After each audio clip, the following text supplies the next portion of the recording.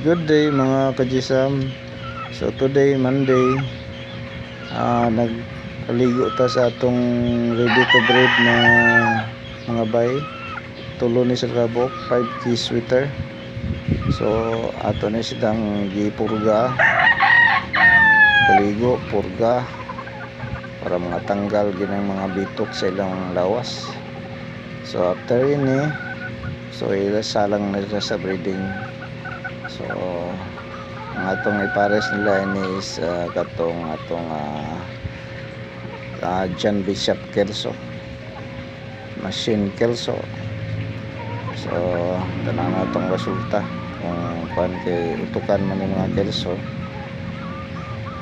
So kini sila yung mga 5K is kabalo is mga away ini sa mga dragger man ni sila.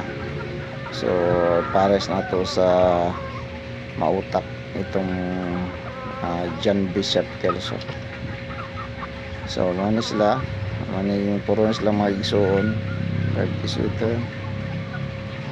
So kini tuyo na kimurag ganina na siya na kuan sayo sa buntag, paligo. So muni napili na ko na mga materials. Okay, thank you very much.